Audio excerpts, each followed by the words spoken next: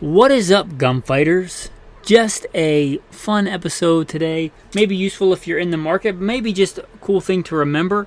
Some cool guns that are often forgotten. I think, in general, shotguns are some of the most overlooked guns in today's gun culture. And there's a lot of good things that come out of today's gun culture. But I think a lot of people today are into the AR-15s and the Glocks, and there's nothing wrong with that. And a lot of guys that are even into hunting are into the uber long range hunting. If I want to kill a deer, I gotta have a 12 power optic, and I gotta have a rangefinder and a this and a that. But you can kill a deer with a shotgun. So I think shotguns are very underrated. And not only will they do that, they'll do the tactical stuff too, right? From the tactical to the hunting. They're the most versatile of weapons, and I think they're one of the most often overlooked categories of weapons. Today, we're going to talk about some of the most overlooked of what I think is the most overlooked category of firearms. What are some overlooked, but still, and I don't mean like old, obscure Ian at Forgotten Weapons would cover, and he does great work and his stuff's fascinating, but like still modern, practical, really good options for shotguns that are kind of forgotten. Before I get ahead of myself, welcome back to Gunfighter Life, the podcast where we talk about guns, gunfighting, tactics, ballistics, the right way with Almighty God at the center, Judeo-Christian values, and real-world first-hand experience. On that real-world first-hand experience, been blessed by God to be a professional gunfighter most of my adult life. I'm not going to put in the normal bio and just keep it brief today. First and foremost, I'm a Christian, been a professional gunfighter most of my adult life, and been blessed to hunt all over this country. That's about it. With the time you saved in the normal intro and bio, if you've heard it a bunch, make sure you're like, subscribed, following the show, and if you could reach down and hit some stars, leave a rating, and the time you'd normally be fast forwarding through the bio, I'd appreciate it. With that, let's get into some lesser known but still practical shotguns. Some forgotten shotguns. And, you know, Ian at Forgotten Weapons does some really cool stuff on some really old esoteric guns. And that's great and fascinating, and I do like a lot of the stuff that he does. But I'm talking about shotguns that would still be useful, attainable, not some crazy high-end collectible, but something that you wouldn't mind using for home defense, something you wouldn't mind. It's not so collectible you wouldn't take it out in the field and beat it up. There are a lot of really good, I think, modern, useful, forgotten shotguns. And ones that aren't these cheap Chinese, Turkish knockoffs, but really good shotguns. So let's get into it. Remington, a big name in shotguns for a long time. Likely many people know the... Now, many people know the Remington 870. It's perhaps one of the best-known shotguns of all time. Remington's a big name in shotguns. Many people know the 1100. That was a really well-known, soft-shooting, really good semi-auto shotgun. But there are two I'm going to point out from Remington. We'll save that three. I'll put in the 1187. A lot of people know the 870. A lot of people know the 1100. Maybe not as many people know the 1187. It's also a great shotgun, semi-auto. That's kind of a bonus, but let's talk about the Remington Versamax. If you're familiar with the world of tactical shotguns, you may be familiar with the Benelli M4, perhaps the epitome of semi-auto tactical shotguns of our day. The Benelli M4 is like the Abrams tank of semi-auto shotguns. It's a beast. And you know, if you've listened for any length of time, I'm a big fan of Benelli shotguns. That Benelli M4 has a pretty unique system, pioneered, I believe, by Benelli. It's got their more traditional inertia parts in their bolt, but it also has an underbarrel dual piston system. It's kind of a hybrid. I'm not an engineer, but it's really cool how it works. It's known for being rugged and reliable and dependable. But here's the thing. Remington Versamax also used that. Remington kind of went under, bankrupt, whatever. They stopped making the Versamax, but I don't think there was anything wrong with the Versamax. I've never heard of anything bad with the Versamax. And what's cool about it is instead of just the one flavor. And I bought a Benelli M4 and pretty quickly got rid of it because I like a pretty practical battery, guns that will do both. It's a fantastic tactical shotgun, but again, it's a tank. It's like an Abrams. It's a heavy beast. Great if you're only going to be kicking indoors, but if you want a versatile shotgun, maybe not the one. They made a bunch of different configurations of the Remington Versamax. So if you're looking for that same system, and they made versions and tactical versions and hunting versions. So if that intrigues you, the Remington Versamax, kind of their big marketing thing I remember was just one of those with just a giant pile of shotgun holes with all the rounds they put through it, showing its reliability. It was kind of a big thing for a very short time. Remington had, monetary issues, but I don't think anything had to do with the Remington Versamax. So if you're looking, the Remington Versamax is a pretty cool forgotten shotgun. Still a great option, still a great operating system. I don't think they're really coveted by collectors. I don't think it's like a rare piece of history prototype thing that you're going to mess up if you take it out hunting. The Remington Versamax is a pretty cool option. Also, you may look at the Remington 887. This is kind of an odd duck in that it's kind of got polymer. If you think of this, and it's probably not the same molecular structure, forgive me, I'm not a chemist, but it reminds me very much of like the Glock polymer frames. It's like if you took a traditional pump action shotgun with metal parts and you dipped it in this kind of Glock armor. And I think that was kind of the idea behind it. Let's take what's already, a really, perhaps one of the most rugged, repeatable, decent rate of fire guns that's super rugged, a pump shotgun, and make it even more rugged by dip it in this crazy, impervious to most things polymer. And that's what they did. I'm going to be honest, it's one of those guns that you might think it's really cool looking, you might think it's butt ugly, but it is what it is. It's very unique. When you're like, oh yeah. And I think the idea, the philosophy behind it is sound. If you want a really rugged, hard use, like you operate in some rugged conditions, like a maritime environment, a small vessel, or you do a lot of duck and goose hunting, or you just want like a truck gun that you can throw in the back of the truck or in the trunk, and it's covered in polymer. But it's still at its core a rugged pump shotgun. So if you're looking for a hard use tool, repeatable firepower, with a reasonable rate of fire that can take anything from a dove to a grizzly bear and defend yourself and your family, they're out there. The Remington 887. Not as popular as like an 870, but this is the Forgotten Shotgun episode. Other than available accessories, I don't know what, if any, parts interchange. Like if you probably uses rem chokes.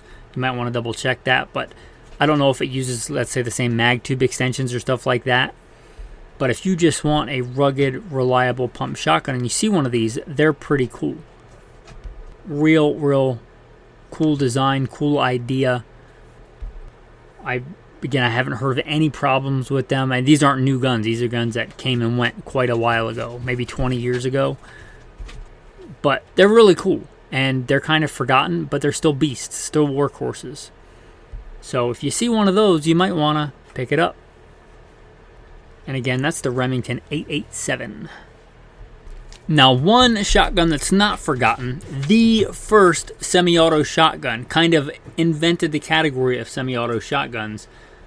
John Moses Browning gave us many things. One thing he gave us was the Browning A5. I don't think anybody that's familiar with shotguns or shotgun history or even firearms history would be surprised at the Browning Auto 5. But did you know Remington made a copy? Remington made a copy of the Browning Auto 5. So if you like the Browning Auto 5, and that's another gun, some people think it's really pretty, some people think it's ugly, it's got that big hump on the back. But if you think it's a cool gun, and you've always wanted one, but you actually want to use it, and maybe you don't want to take a really pristine, engraved, Belgian Auto 5 in the muddy, rainy field to take game with, or put in the back of your truck, Remington made a copy, the Remington Model 11. Basically a copy. I don't think all the features are the same. I don't know what, if any, parts interchange, but it's basically a copy of the Browning Auto 5. So if you like the design of the A5, it's kind of legendary. It was not only one of the first the first semi-auto shotgun, it was known for being crazy reliable. So if you're into that, but you don't want to spend the money on, say, a Belgian Browning Auto 5, but you still want that kind of design, the Remington Model 11, I think, kind of forgotten. And although Remington has had quite a few quality control issues as of late, I don't think the Remington Model 11s, rather, I don't think they suffered from any of those. I mean, any gun can have an issue, but I don't think as a whole, as a model, they were bad guns. They were kind of like the working man, more affordable blue-collar version of a Browning Auto 5, but I don't think they were cheap junk. So, again, if you like that Auto 5, you may like the Remington Model 11. Alright, so we talked about the Benelli. Benelli is known for making fine shotguns. The Benelli M1 Super 90, the M2. The Benelli M2 is very well respected, whether you're talking about the hunting fields or the 3-gun competition circuit. The Benelli M2 is a rock solid contender in all those. The Benelli M4 we talked about, legendary, perhaps the preeminent tank of a combat shotgun of our time. But you may notice in there I forgot one. I skipped one. And many people have forgotten and skipped the Benelli M3. The Benelli M3 is awesome. The Benelli M3 is not completely unique. There was the Spaz 12, which is a really big, Hollywood gun. But from what I understand, the Benelli M3 is actually really good and reliable. And what makes the M3 kind of very unique, not completely unique, again, there's the Spaz 12. There may be another one that I don't know. But it is not only a pump, it is not just a semi-auto, it is a pump and or a semi-auto. You choose. Pick your own adventure. Scattergun. You want to be a pump? You can be a pump. You want to be a semi-auto? You can be a semi-auto. And the system actually works really well in pump or semi-auto. Why might you want to do that? If you got semi-auto, why would you want to go pump? Well, you need a certain amount of power to cycle any semi-auto. So what if you want to rock some less lethal? What if that mostly peaceful protest is getting out of hand, right? And you don't want to kill anybody, but you want to make it known that you shall not pass, right? And look into your legal jurisdictions wherever you're at or whatever. But if you don't, there are times and places where it's lawful to kill people. That's plain in the Bible. You shall not murder. You shall not kill is a bad translation. There's plenty of times where killing is prescribed in the Bible. But that said, there are times where even when it's legal to kill somebody where you probably shouldn't. And you have to live with that. So if you can get the goal accomplished and you don't have to kill somebody and they shouldn't die, like it's not a you shall kill this person, because there are those times too. But it gives you an interim level of force. It's called less lethal. You could still kill somebody, but there's, beanbag rounds. There are rubber baton rounds. There are rubber buckshot rounds. Skipping quite a bit of rubber buckshot at a decent angle off pavement to hit a bunch of people in the shins. Well, let's just say it's good to have options, right? And that's one of the great things about the shotgun. It is the most versatile small arm. So when would you have a semi-auto and want to pump? Well, when you're shooting really low powered ammo, like less lethal, right? Part of the thing that cycles the gun is the mass and inertia and gas of the round. Well, less lethal is going to have less of that. So switching to pump and doing that, it was just a really good option. It's pretty cool the way that thing is set up. And that's the Benelli M3. I think forgotten. I do believe they still make the M3. I don't know that I've ever seen one in a gun store. I may have seen one at a gun show. But they're a cool shotgun. You talk about a really cool option. I thought about getting one. I really considered it when I was looking for my one Apocalypse shotgun. The issue is, for me, it may not apply to you, but I know that they make a bunch of different barrels for the Benelli M2, which I decided to get. Really good tactical shotgun, really good hunting shotgun. Again, it's really big in the hunting fields. It's really big in 3-gun competitions. One of the better known. shotguns for that, the Benelli M2. They make a bunch of different barrels for it. I have 2 different barrels for it. I don't know, and this may be the case, but I don't know that other Benelli designs that are more common, I don't know if those barrels will interchange on a Benelli M3. I didn't want to be stuck with this one thing because that's kind of one of the things. I like the versatility of the shotgun, and part of that is you may want to put different barrels on it. But if you just want the one barrel, that Benelli M3, again, I really considered it. It's a cool gun.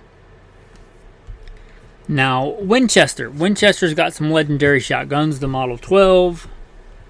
They make one that's on the market now, the XSP. But one that they made that is lesser known, but I think for a while it was a contender as far as like the 870 and the Mossberg 500. And it's a really exquisite shotgun. It's one that I had, and it's just a really smooth shotgun. And I sold it when I was younger. I kind of wish that I hadn't, because it was just smooth and beautiful, and maybe really one of the smoothest actions I've ever felt on a pump action shotgun. And without further ado, that's the Winchester Model 12 and 1300s. They're exquisite shotguns, made really well. They're not made anymore, but just talk about American craftsmanship when American companies were turning out really good stuff at affordable blue-collar working man prices. The Winchester 1200, and there was a time when they were pretty popular, and they made quite a bit of accessories for them. So you can still accessorize them if you want on like eBay and find parts and stuff for them. The Winchester 12 and 1300s, I think, second or third in popularity compared to the Mossberg 500s and the Remington 870s, but not second tier in regards to quality or craftsmanship or dependability. They are rock solid. So if you're looking for a really exquisite, smooth pump action shotgun, the Winchester 1200s, 1300s, they are awesome shotguns. Also, there was another pump shotgun, and this is going back a little bit further, but we're not talking about like the 1800s here.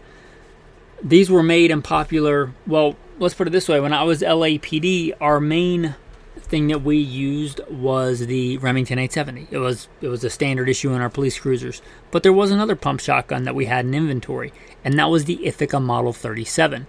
Ithaca Model 37 was popular for, I think, a big chunk of the 20th century, the 1900s. They made all kinds of different models. They made, I believe, a featherweight. They made a lot of hunting models. They made, again, we use them, LAPD had them, so they made more tactical models too. But the Ithaca 37, I'll be honest, it's probably my least favorite of these pump action shotguns we're talking about, because they're pretty complex, but they're also pretty cool, and you may also want to look into them if you're a lefty. Now, I'm not left-handed, but I can shoot left-handed, either rifle, pistol, shotgun, right-handed, left-handed, right shoulder, left shoulder. But I primarily shoot right-handed. I'm not left-handed. But if you are, the distinct advantage of the Ithaca 37 is it not only loads from the bottom, but it ejects from the bottom. It ejects from the bottom the same area that you load it. It's real simple, which you may have deduced already is good for lefties, because you're not getting that hull ejecting towards your face, right? Because it ejects out the bottom. So it's pretty much the same. It's ambi. I'm not sure about the safety and stuff, but it ejects out of the bottom, which is perhaps a big advantage for you if you're left-handed. So if you're looking for a cool 20th century pump shotgun that's not, some of the bigger names, that Ithaca Model 37, it's a cool shotgun. And on that, there is another shotgun that works. The internal workings, the internal parts, I don't believe are the same, but it's still around. It's still being produced, and it's by Browning. We talked about the Browning A5. But Browning makes a pump action shotgun, the Browning BPS, Browning Pump Action Shotgun. It's very similar in the overall idea. I don't think the internal parts are the same, but the Browning BPS, in that it loads and ejects from the bottom. So if you want a modern, currently made, kind of forgotten shotgun, you may look at the Browning BPS. Again, loads and ejects out the bottom. So if you're a lefty, or you're got a kid who's a lefty and Browning just kind of makes some really good, like, heirloom quality shotguns. So if you're looking for a brand new in the store today, heirloom quality shotgun, and you just want one that ejects out of the bottom, or you're a lefty and it has some real distinct advantages, that Browning BPS, it's a beautiful shotgun. It's not made in America, it's made in Japan, but at least it's not made by a bunch of Muslims trying to cut our heads off. I try to stay away from any of the cheap Turkish knockoffs or cheap communist Chinese knockoffs in this episode. There's a ton of those, which may or may not work, like tactical dice rolling. But the Browning BPS and many of the higher end guns made in Japan are just exquisitely made guns. But just exquisite shotguns. The Browning BPS, if you're looking for a really finely made, smooth, and again, loads and ejects out of the bottom, kind of forgotten pump action modern shotgun, you may look at the Browning BPS. Now, talk about forgotten. I thought about this when I was thinking about the episode, and then I forgot it. Forgotten shotguns. When you think about tactical modern shotguns, you might think about Benelli, aforementioned, or how about Beretta, the 1301? That's kind of the hot debate right now, right? Which one's better?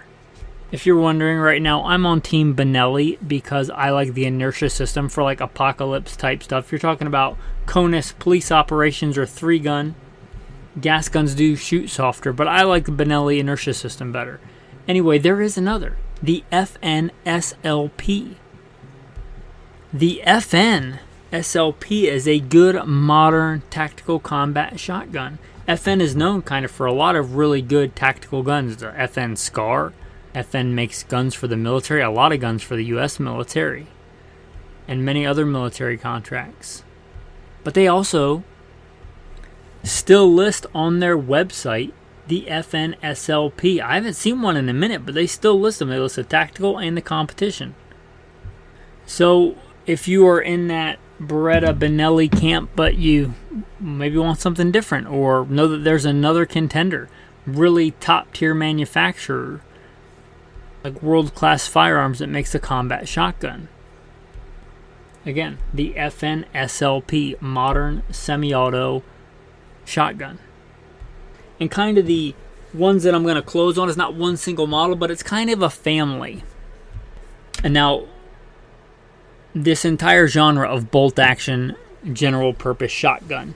Now, I am not talking about the specialty slug guns made for states where they don't think you are competent to hunt with a center fire, modern Spitzer, bottleneck cartridge. And I say modern as in like the last 100 and something years, 120 some years. They decide that you're not trusted with that. You're going to do it with a shotgun or with a straight wall cartridge. I'm not talking about that kind of specialty shotgun. I'm talking about general purpose, smooth bore, bolt action shotgun. And why would you want one of these over a pump? Well, I'm going to be honest. They pretty much won't do anything better than a pump. But if you want something different that still gives you a reasonable rate of fire, and or you want something really affordable and you're willing to put some work in on a project gun, these can be really cool, affordable project guns. There's a lot of these made. In fact, my very first gun, I did a whole thread on Patreon, which was really fun. I really enjoyed it. Getting to know the patrons, and I asked, like, what was the first gun that you got, the first gun that you bought with your own money, your first handgun, and we had a whole thread on that, which was fantastic. Anyway, my first shotgun was a bolt-action 410 that I did a ton of hunting with. So, are they practical? For sure. I mean, are bolt-action rifles still practical? It's still a reasonable rate of fire, right? Again, not as fast as a pump. Not as fast as a semi-auto for sure. For 2 shots, not as fast as a double gun. But still a reasonable rate of fire. And they're not really coveted, right? You can usually, I don't know about recently, but for a long time they were just kind of really, really underappreciated gun. So if you see one, and a lot of these were used, these were made for utilitarian working man hunting guns, affordable even at the time they were made. You may find some by Mossberg, you may find some other ones made by like Sears or something like that. Again, there are a lot of different models. I'm not going to try to give you all the different models, but just a bolt-action smoothbore shotgun. A lot of these came out in the same era of something that I think was a really cool idea, but didn't really catch on. Maybe it just didn't look good, or they thought you could just make more money by selling people individual chokes, but they had probably different names for it, but they had a choke that was on the end of these barrels that you could screw in or out and change the constriction of the choke. So you could have the one barrel with one choke on it, but you could, just by turning it, go from, let's say, cylinder bore, no constriction, all the way to full choke and anything in between. And that is really, really cool. As far as practical hunting, like on a long hunt where you may go out and you may jump some quail, or you may see a deer or some turkey, and it's all legal. Right? That makes a lot of sense. I don't know that it's better than the modern choke system like Rem choke or Wind choke or the Benelli Beretta chokes, but I would like to see more shotguns, modern shotguns, with that option where you could still do that. So a lot of these shotguns have that. Now, caveat, some of these were like the goose guns where they have the crazy long barrels. I don't consider them eminently practical for much, but if you can find the ones with the shorter barrels, or you're not opposed to, within legal limits, still above the legal length to not be a short-barreled shotgun, which means over 18 inches, I would say don't even mess around. Just start with 20. Because if you mess it up, you can go a little bit shorter. But if you don't mind slicing off a barrel, you could even get one of those older goose guns if nobody wants it, and still use it and hunt with it. But they got ridiculously long barrels, but not all of them. Some of them have reasonable length barrels. And they're really good practical shotguns. It's kind of what they were designed for. You going out for some small game hunting, bolt action, let's say 20 gauge, especially again you want a good project gun, an affordable gun. Let's say you want to try your hand at refinishing a wood stock. You strip it down and refinish it. You find one with a little bit of pitting and rust on the outside of the barrel, but the bore is still good. You want to try your hand at Cerakote or Duracoat or Durabake or one of the do-it-at-home kind of really impervious gun finishes. You want to try your hand at cutting down and recrowning a barrel. Caveat, some of these, they had a pretty simple magazine design, a pretty simple bent piece of metal in the magazine, the ones that I'm aware of. A lot of these are pretty old, so you may have issues with that, but if you want to get into very simple gunsmithing, if it does have issues, that's a pretty simple part to work on and replace. Again, if you're looking for a good affordable project gun and a really versatile, reasonable rate of fire shotgun that's kind of forgotten, those bolt action shotguns, they're, I think, definitely lesser known, kind of forgotten today, but still utilitarian, still good, still a practical gun. And again, if you're on a budget and you find one of these for a song and a dance and you don't mind putting the work in fact, you're looking forward to putting the work in and kind of getting into DIY gunsmithing, they're a pretty cool gun to do that with. Anyway, that pretty much going to wrap up today's episode. If you enjoyed this episode, please consider becoming a patron. There's a lot of cool insider stuff on Patreon. Just for an example, just one of the things that patrons get is episodes that you're never going to get, that you just don't get as the general public. Not to mention posts and many other things, my bug out locations, right? But they get real entire episodes, and a lot of times stuff that I'm just not going to talk about with you guys. Like, let's say what I think it's sensible to prepare for in 2024. But just the Patreon-only episodes alone, just recent ones. Ins and outs of indoor and outdoor ranges. My thoughts on products from SHOT Show 2024. A rant about our current gun culture. Some really unpopular opinions episode. Again, stuff on there I'm going to talk about that I'm not going to talk about with the general audience. Patreon-only range report. You know, if you want access to that kind of content, you want to be able to converse with some like-minded men about stuff that are talking about the same sort of things. And again, it's just one small part of what's on Patreon. You can sign up on Patreon. There's a link in the show notes. There's a couple of different tiers. The lowest tier is $5. Anyway, I hope to see you on Patreon. With that, let's get into the tactical tip of the day. Tactical tip of the day may sound really basic, but I got this question. And guys, if you're pretty hardcore into the gun culture and guns and everything, realize you didn't start that way. None of us popped out of our mama's womb with guns in our hands. We all learned this. So don't think yourself better than another. What do you have that you did not first receive? So I got this question, and I thought I would explain it for maybe those that don't know or were afraid to ask.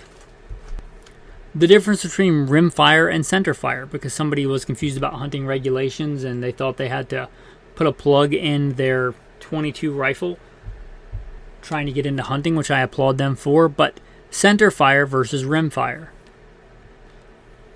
Early on in the metallic cartridge days when we were transitioning from muzzle-loading black powder, there were some strange things. It's like pin fire.